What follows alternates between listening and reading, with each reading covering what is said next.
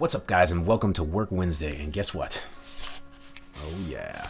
All right, I've got 3 balanced 10s. Keep that in mind. If those are the ones you want, grab them.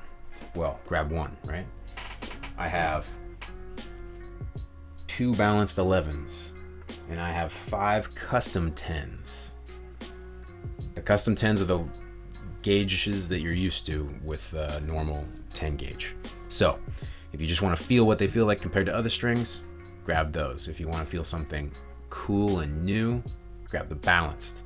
And if you want a hat, grab the hat. If you want a red shirt or a blue shirt or a cozy, I still haven't looked it up to see which one it's supposed to be, grab that.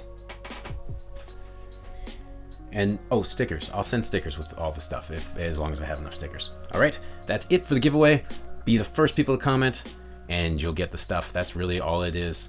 Like the page, make sure you do that. Tell friends to subscribe, enjoy the content, and here we go.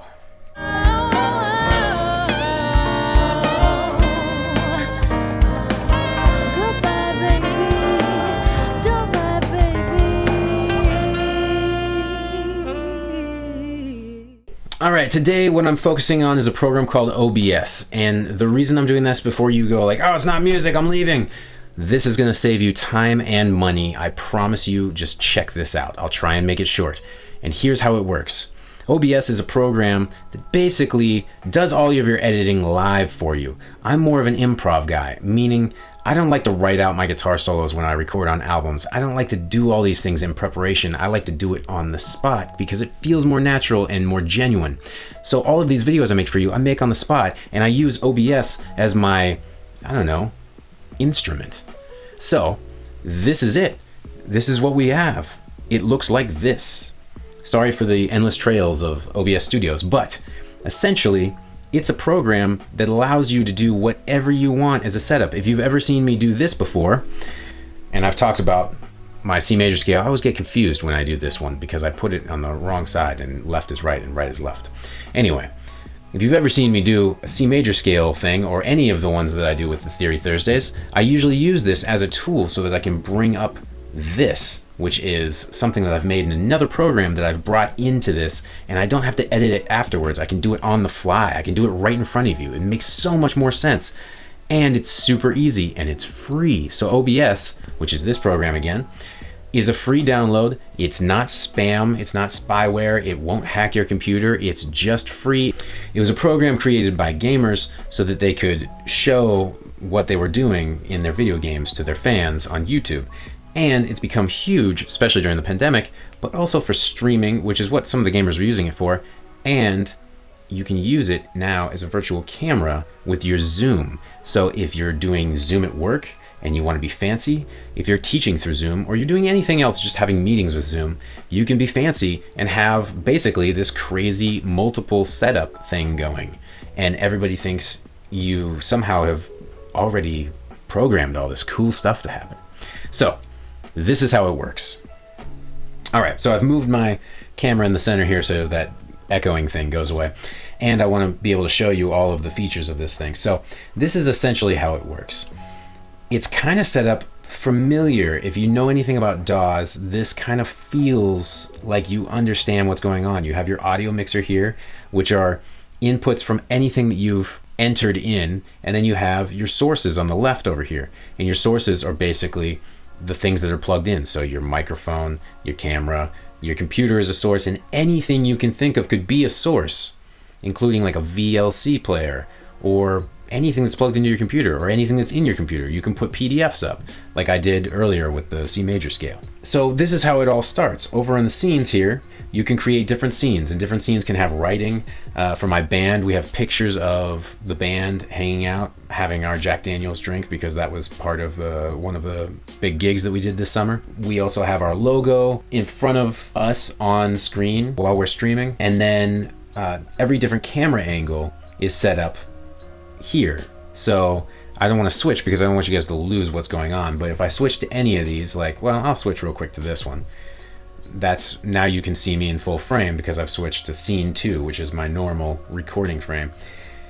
And then if I move back here, you now can see me again. So In scene 2, all it has is my Sony and my microphone. Here, I've got all these options of things I can add. And you can see as I scroll around them, you see the blue box kind of appear. That's where those things would show up if I were to turn them on. So you can see there, my E major shapes shows up behind my face. And you can rearrange which ones where by dragging them, right? So I can bring this out front. So now it shows up in front of my face when I turn, oh, nope, never mind, it's behind everything. I can move it up front, so now it'll show up in front of my face when I turn it on. There we go.